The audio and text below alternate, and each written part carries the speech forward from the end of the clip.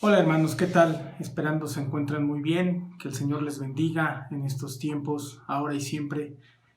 Reciban un afectuoso saludo en esta hora. Les damos la bienvenida a este culto virtual de la Semana de la Reforma que se lleva a cabo en el marco de la Reforma.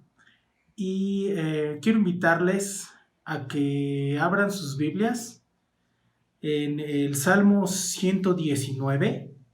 Y vamos a leer del verso 97 al 104. Repito, Salmo 119, del versículo 97 a 104. La palabra de nuestro Señor dice así: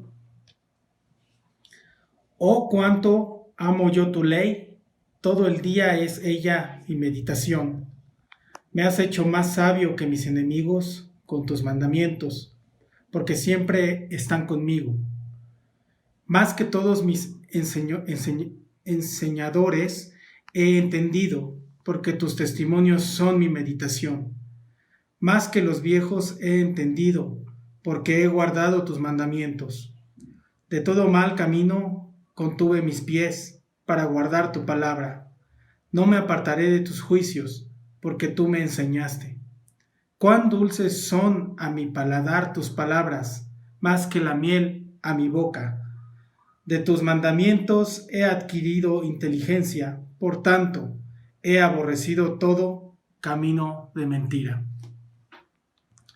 Ahí mismo en sus lugares, hermanos, les invito a que cierren sus ojos, e inclinen sus rostros y vamos a orar en esta hora. Padre Santo, te damos muchas gracias, Señor, en este momento, en esta hora, porque nos das la oportunidad, Señor, de reunirnos en tu nombre para proclamar tu santo nombre, para darte muchas gracias porque tú has sido bueno con nosotros. Y Señor, queremos alabarte y adorarte en esta hora, porque tú eres grande, tú eres fuerte, tú eres bueno. Y tú, Señor, has permitido en la historia momentos y acontecimientos importantes. Has utilizado a los hombres que has querido para poder, Señor, revelar tu verdad y poder traer vida a las naciones y a tus hijos, a tus escogidos. Gracias, Señor, te damos por eso y queremos alabarte y bendecirte en esta hora. Señor, queremos pedirte que tú te agrades de este culto virtual, y que tú, Señor, hables a los corazones de todos mis hermanos en sus hogares, ahí donde se encuentran, que tú estés con ellos. Bendice, Señor, este culto, bendice esta reunión, agrádate de ella. Te lo pedimos y te agradecemos en el nombre de Cristo Jesús. Amén. Ahora, hermanos, vamos a entonar el himno número 16. De tus mandatos tengo sed.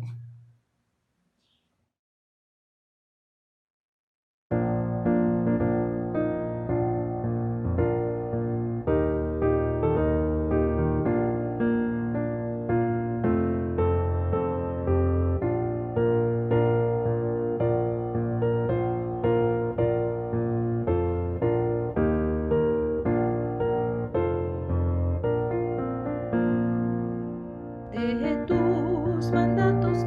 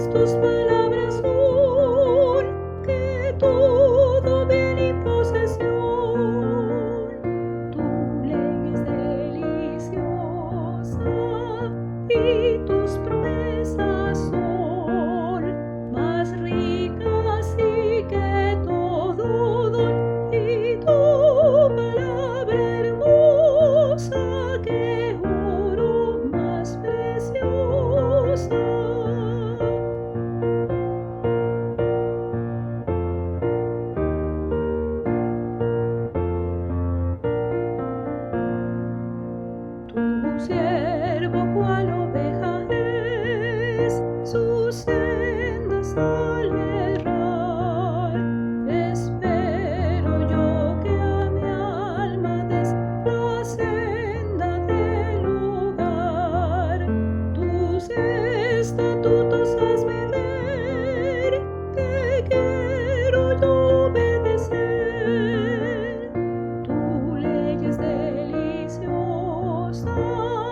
y tus promesas son más ricas y que todo don, y tu palabra hermosa que oro más preciosa.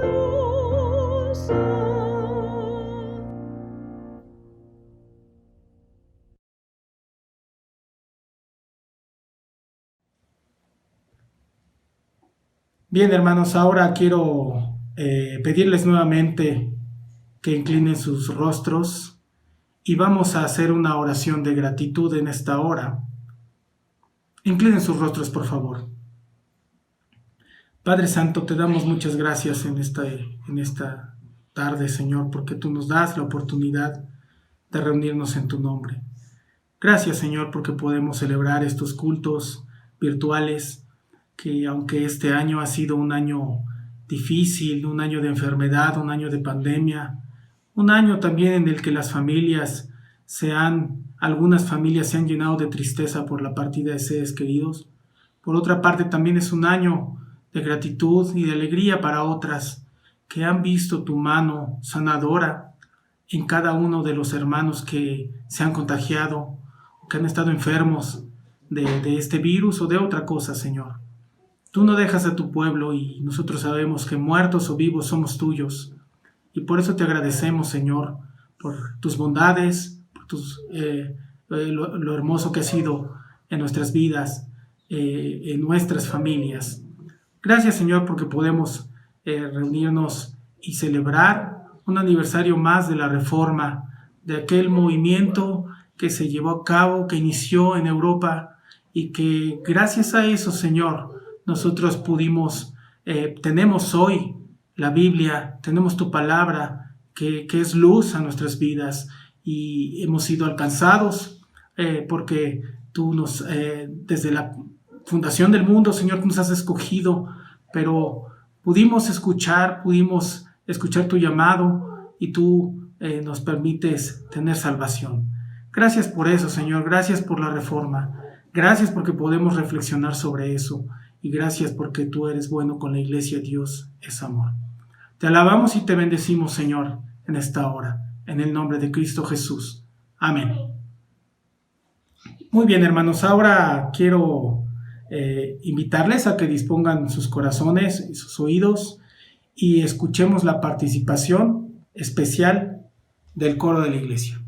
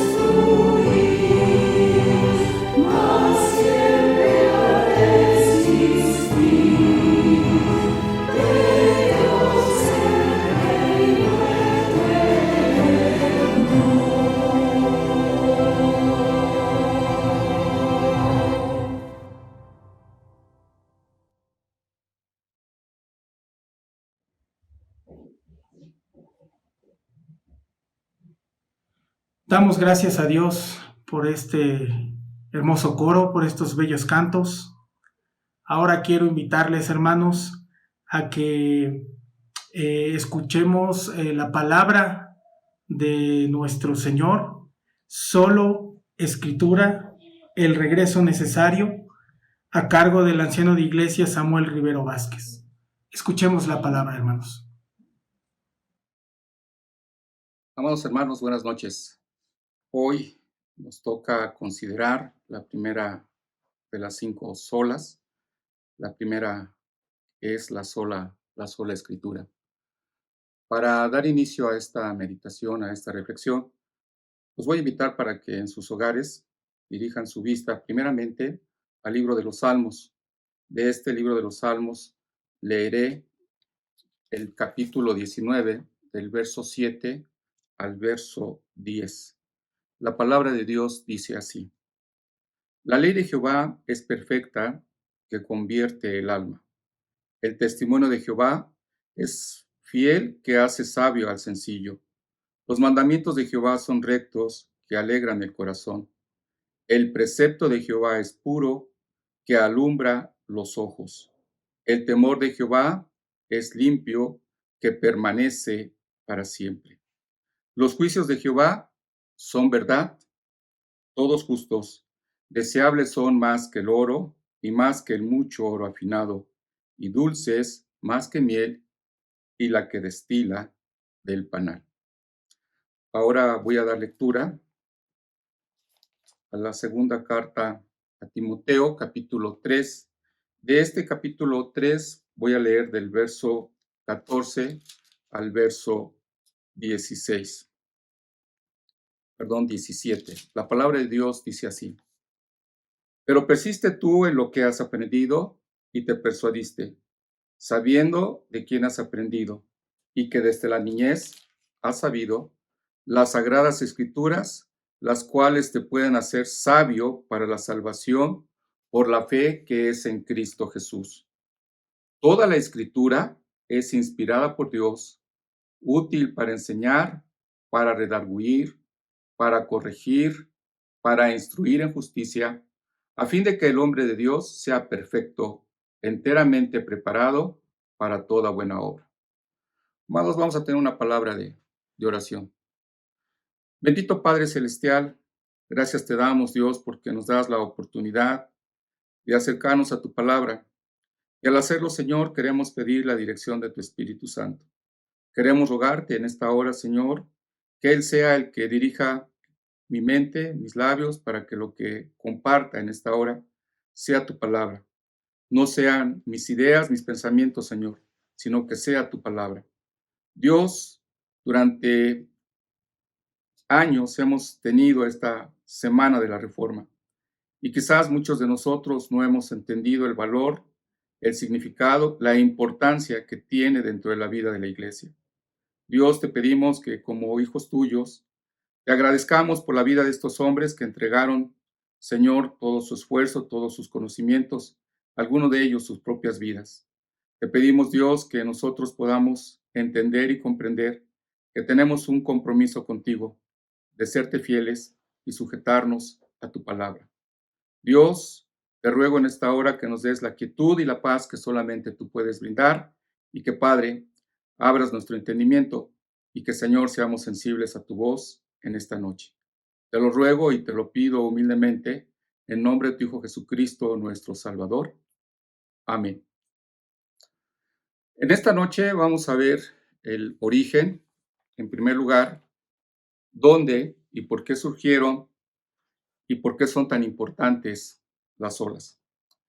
Tendré que hacer un paréntesis para poder tener un contexto. Tendríamos que hablar un poco de las cuestiones históricas.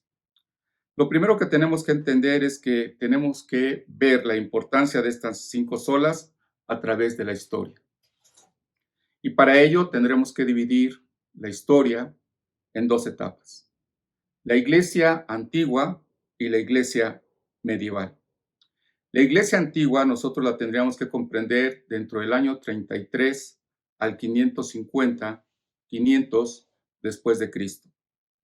La iglesia medieval la tendríamos que considerar del año 500 al año 1500 después de Cristo. Para poder comprender, tendríamos que entender 3 o 4 principios básicos de la iglesia antigua.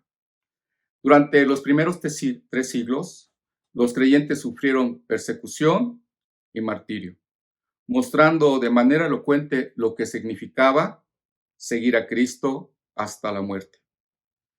No solamente eran perseguidos, sino que también eran quemados, ¿no? Eran lastimados, flagelados, ¿no? Los primeros 3 siglos fueron realmente complicados para los cristianos. Declararse cristianos en aquel tiempo era sinónimo de firmar como una carta en la que estaban sentenciando su muerte. El enemigo de las almas atacó con furia a todos aquellos que se hacían o se decían ser cristianos. Durante 3 siglos fueron encarcelados, quemados vivos y fueron perseguidos. Pero una de las cosas que nosotros tenemos que reconocer y valorar es que en cuanto más eran perseguidos, más crecía el cristianismo. Después de estos 3 siglos, cambió la táctica del enemigo de las almas. Después de haber sido perseguidos, viene un tiempo, viene un proceso en que se deja de perseguir a la iglesia. Y a partir del año 1500, la iglesia ya no es perseguida, la iglesia ya es reconocida como una religión oficial del Imperio Romano. Constantino toma esta decisión y separa la persecución. Ya los cristianos no son perseguidos. El cristianismo del primer siglo se ha ido alejando de una manera lenta pero constante de la palabra de Dios. Lentamente se han ido olvidando de los principios y preceptos que tiene la palabra de Dios. Nosotros hubiéramos pensado o pensaríamos que al tener la paz, ¿no?, al ya no ser perseguidos, seguramente que habría una mejor manera de que la fe y que la doctrina se pudiera defender. Sin embargo, no es así. No fue de esa manera. Con el paso del tiempo, cae el Imperio Romano en el año 1476 y con esto empieza a haber una situación de carácter político en el que la iglesia empieza a ocupar el lugar principal dentro de la sociedad. Tiene un dominio absoluto dentro de las cuestiones religiosas, pero también en el carácter político, social y cultural de aquella época. La iglesia en aquel tiempo dirigía la educación, controlaba todas las manifestaciones de la cultura, tanto del pensamiento como del arte, controlaba las tradiciones y todas las actividades cotidianas de las personas, de modo que ninguna de estas acciones escapaba a su control, ni lo religioso, ni lo económico, ni lo político. En ese ambiente tan difícil y hostil para la iglesia, difícil y hostil porque se han olvidado de buscar la palabra de Dios y consultarla, nace Martín Lutero. Martín Lutero nace el 10 de noviembre de 1483. Su padre, Hans Luther, ansiaba que su hijo llegara a ser un reconocido abogado. Ese deseo se ve reflejado cuando su hijo Lutero ingresa a la Universidad de Erfurt y donde a los 18 años ingresa y concluye sus estudios.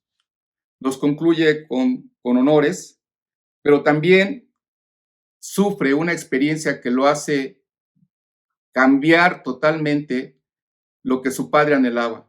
Su padre anhelaba que él fuera un abogado para que pudiera ayudar a su familia a poder salir de la escasez económica en la que se encontraban. Dice que en un recorrido, regresando de su casa, que había ido a visitar a sus padres, cayó un rayo cerca de donde él se encontraba y cuando caía este rayo gritó aterrorizado: «¡Ayuda, Santana! me haré monje. Salió con vida y entonces ese compromiso que había hecho con Santa Ana de irse de monje, lo cumple. Abandona su carrera de derecho, vende todos sus libros, todo aquello que había obtenido para prepararse como abogado, se olvida de ello y se va a un monasterio. El joven Lutero se dedicó a la vida monástica de una manera muy especial. Él pensaba que realizando buenas obras podía agradar a Dios. Una de las cosas que a él le preocupaba es que constantemente podía cometer pecados y que esto podía desagradar a Dios. Y que había alguna forma para corregir este problema. Una era obrando de una forma correcta o otra pagándolo a la iglesia. Dice que una de las cuestiones que le afligían a él era que se acababa de confesar, acababa de decir todas aquellas cosas que había hecho y que él consideraba que no le habían agradado a Dios, que cuando tenía que regresar nuevamente. Y en cuanto más intentaba agradar a Dios, más se daba cuenta de sus pecados. Una de las cosas que nosotros tenemos que ver, que entonces él se sentía mal con esta relación que podía tener con Dios. Entonces, su superior, Johann Staupitz, concluyó que el joven necesitaba más trabajo para distraerse de su excesiva reflexión y ordenó entonces que él comenzara una carrera académica. Carrera que le llevó a dar clases de teología en la Universidad de Wittenberg en 1508. Lutero recibió con agrado el bachiller de estudio de bíblicos el 9 de marzo de 1508. Su primera misa la ofició en 1507 y quedó paralizado al orar por el cuerpo y la sangre de Cristo. Era tanta su intención de conocer y saber más de Dios que pensó que realizando un viaje a Roma le permitiría tener una mejor percepción de lo que era la vida dentro de la iglesia. Pero desgraciadamente no fue así. Desgraciadamente, cuando él viajó, sufrió una enorme decepción al ver que la corrupción que había en el mundo religioso, los sacerdotes que habían acompañado a él al viaje, se molestaban porque Lutero buscaba tiempo para estar observando y conociendo sobre la vida de la iglesia. Cuando él regresó a Alemania, decepcionado de todo lo que había visto, inicia una serie de estudios en 1512 con el propósito de manejar bien el griego y el hebreo, profundizar en el significado y matices de las palabras utilizadas en las escrituras. Cuando él continúa leyendo la Biblia, se sintió especialmente atraído por la carta del apóstol Pablo a la iglesia de Roma, en la que justificaba la sangre de Jesucristo. Leyendo la Biblia, Lutero descubrió que cualquiera que crea en Dios y su Hijo Jesucristo recibe el don gratuito de la justificación ante el Todopoderoso. El monje por fin había encontrado la respuesta a su pregunta. La salvación se alcanza por gracia y solo a través de la fe. Uno de los grandes problemas con los que se enfrentó Lutero fueron las indulgencias.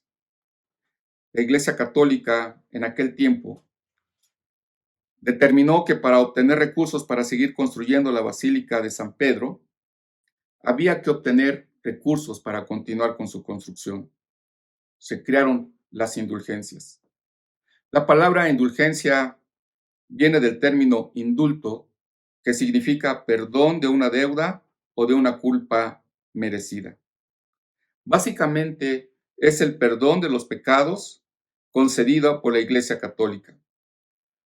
Y este perdón podía ser concedido por el Papa, los obispos y los cardenales, a quienes, por ejemplo, se les determinaba hacer una oración, que visitaran un determinado santuario, que utilizaran ciertos objetos del culto, realizaran ciertos peregrinajes y cumplieran con ritos específicos.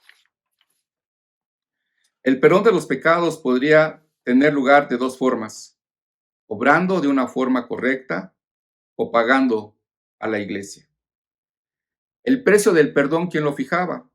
El precio del perdón se fijaba de acuerdo a los ingresos de cada uno de los que solicitaban estas indulgencias. Incluso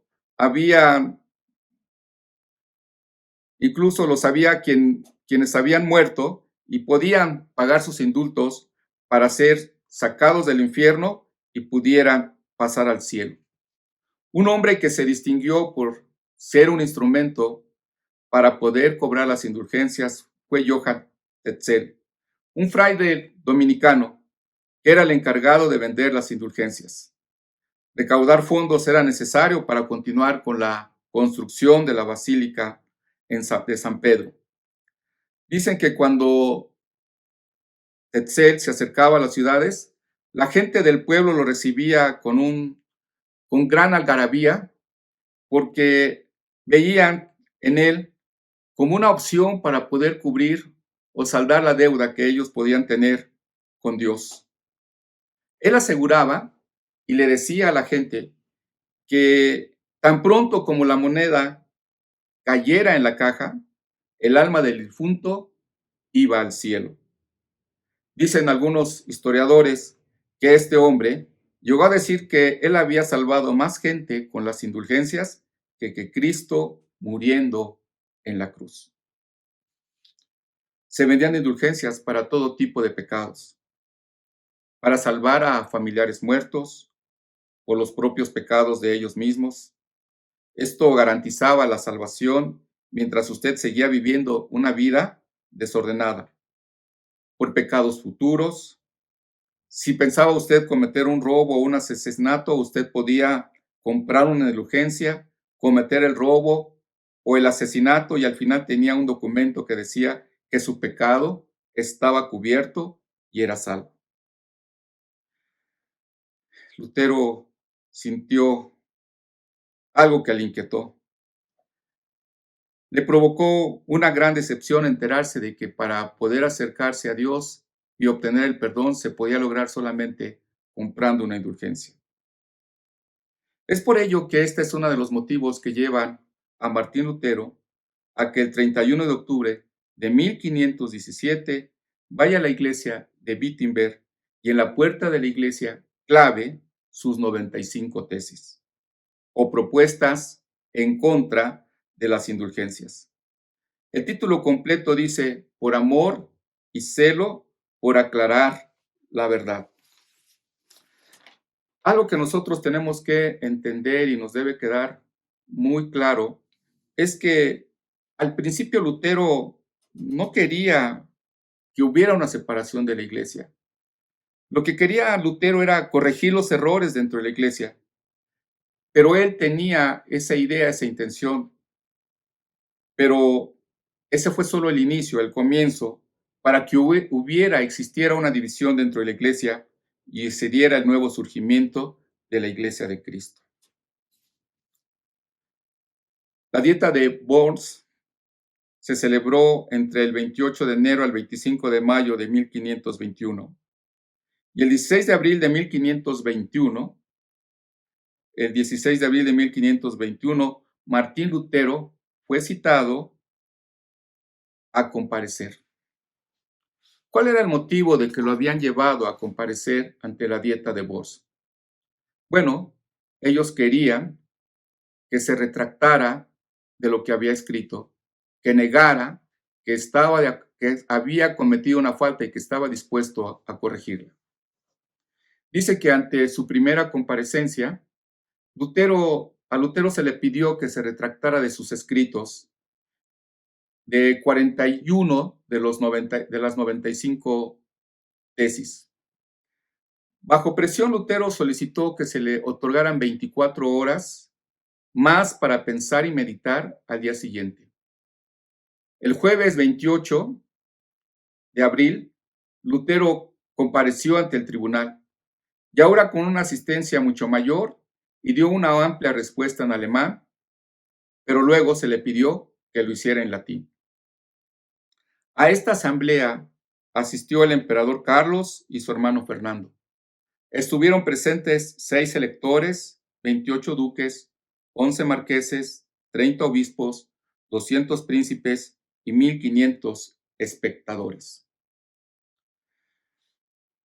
Cuando se presenta en el segundo día Martín Lutero, su interlocutor le pide o le exige que se retracte de sus escritos.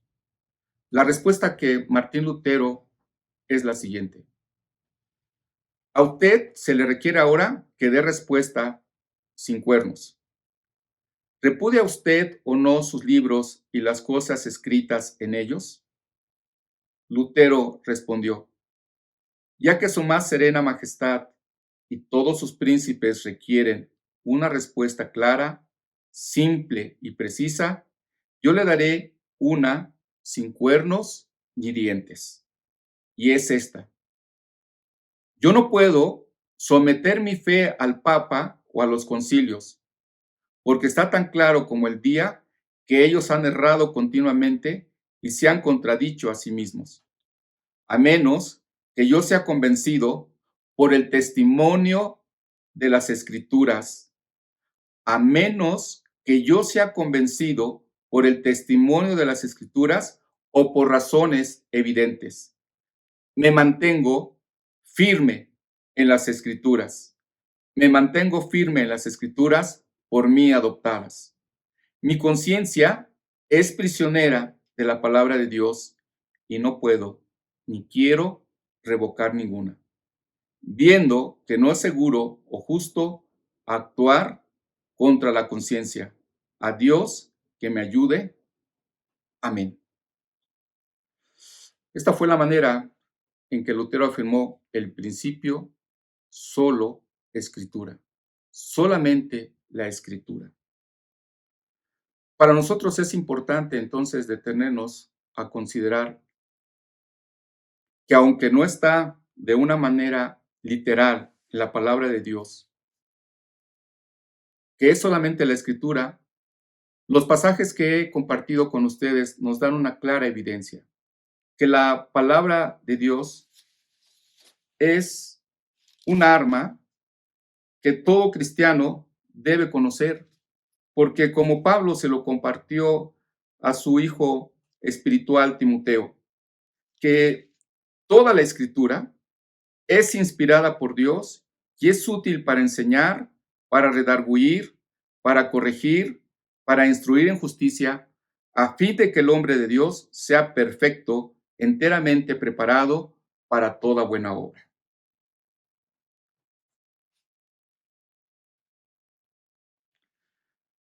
Una de las cosas que ataron a la vida de la iglesia de la época medieval fue la oscuridad. La palabra se encontraba secuestrada. ¿Y por qué puedo decir que se encontraba secuestrada? Bueno, primero porque las misas se daban en latín, ¿no? Y si se aportaban en latín, entonces no aportaba nada de conocimiento al hombre que acudía a la iglesia. Estaba secuestrada porque era prohibida para el hombre normal. Ninguno de nosotros podíamos haber tenido acceso a la palabra de Dios. Solamente la leían. Si la leía el clero. Tampoco existía en el idioma de las naciones. Estaba prohibida su traducción. Estaba sujeta a la voluntad humana. Hace algunos años, cuando yo me encontraba en el esfuerzo cristiano, uno de mis primeros consejeros me decía, o nos decía al grupo de jóvenes, hay que leer la Biblia. Hay que leer la Biblia. Tenemos que conocer la Biblia. Desgraciadamente, cuando uno es joven, empieza a tratar de descubrir cosas que no requieren ser descubiertas más que solamente a través de la palabra de Dios. Como joven, quizás yo me hice alguna vez una serie de preguntas. Alguna vez me pregunté que si la Biblia en verdad puede ser de ayuda para mí en mis problemas más profundos, en mi temor, en mi ansiedad, cuando he tenido momentos de tristeza, de depresión, cuando he tenido fuertes tentaciones. ¿Puede la Biblia en verdad ser de ayuda en estas situaciones? ¿Has luchado como yo por saber, por tratar de ver si tu vida tiene sentido? ¿Has deseado una palabra especial para ti de parte del Señor? ¿Algún- ¿Alguna vez pensaste que la enseñanza de la Biblia sobre determinados temas no está actualizada?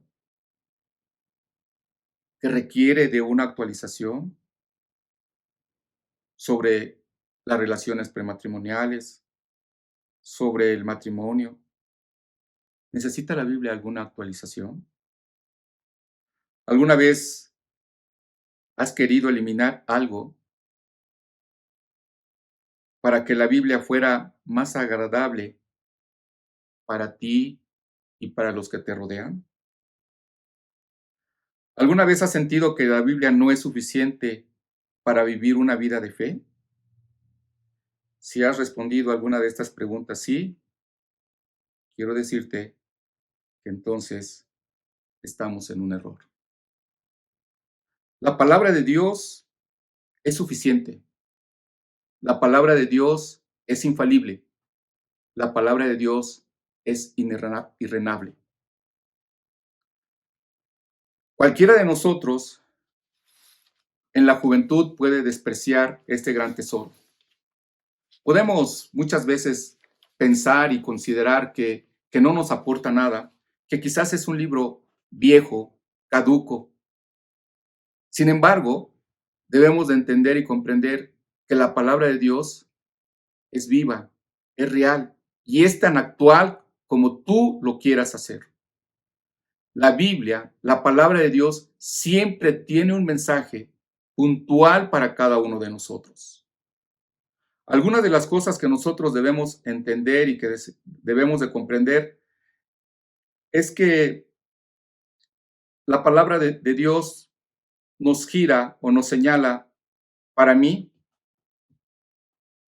6 aspectos de lo que es la escritura.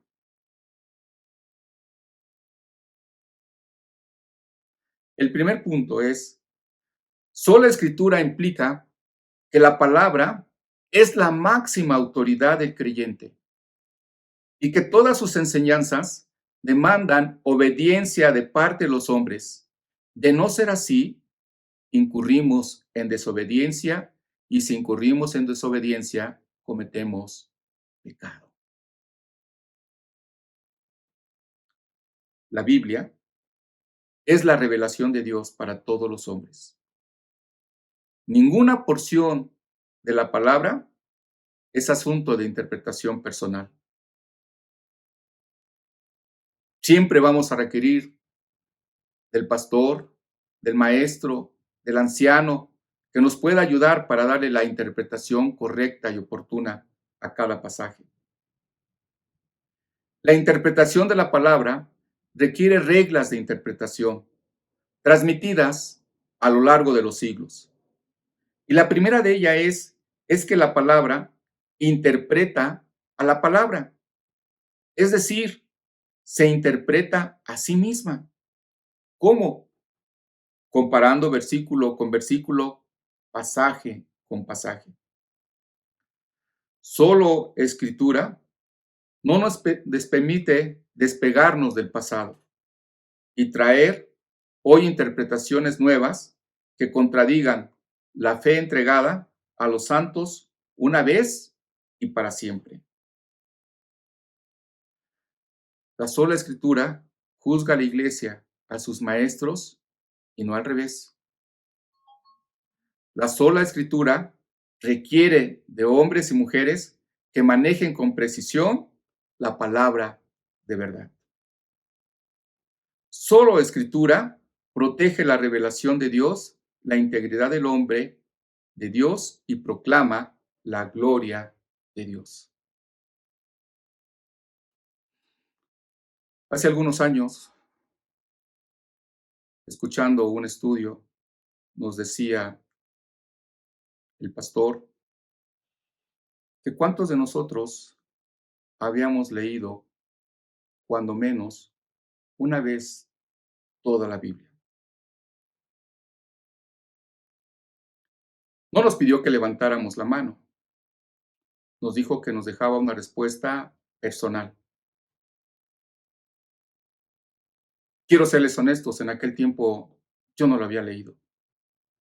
Y nos decía, ¿cómo podemos decir que conocemos a Dios si no escuchamos cómo es Dios?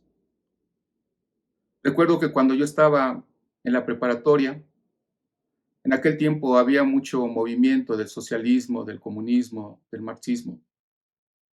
Y había gente que se ponía a la puerta de la preparatoria y repartía todos estos folletos, estos tratados, estos pensamientos que tenían estos hombres.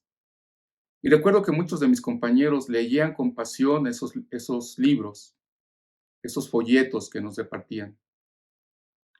Y cuando los leían estaban tan convencidos que hacían suyas las ideas y luchaban por ellas. Cuando el pastor nos dijo cuántas veces había yo leído la Biblia, tuve que reconocer que no la había leído ni una sola vez completamente. Hoy esto es cierto, estoy convencido que hoy en la actualidad, creo que muchos de los que nos decimos ser llamados cristianos, no hemos leído nunca la Biblia completa. Y creo y estoy convencido que muchos de los hermanos que han partido nunca leyeron la Biblia completa.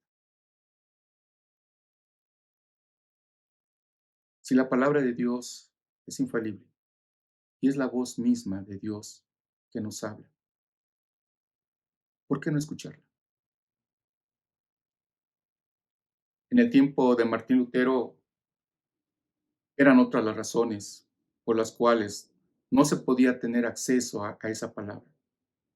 El clero tenía el dominio, el control de esta palabra. Por eso la vida de Martín Lutero es importante. Cuando él dice que es solo la escritura y sobre esa construcción que es la base, que es el cimiento de la fe, vienen tres columnas que se verán más adelante. Solo fe, solo Cristo y solo gracia. Estas son las tres columnas. Y el techo que protege estas tres columnas es solo deo gloria, la gloria solo para Dios. El soporte de una iglesia lo da su palabra. Hoy, a través de esta pandemia, podemos darnos cuenta que ha sido una bendición que Dios ha permitido que contemos con todos estos medios para poder comunicarnos.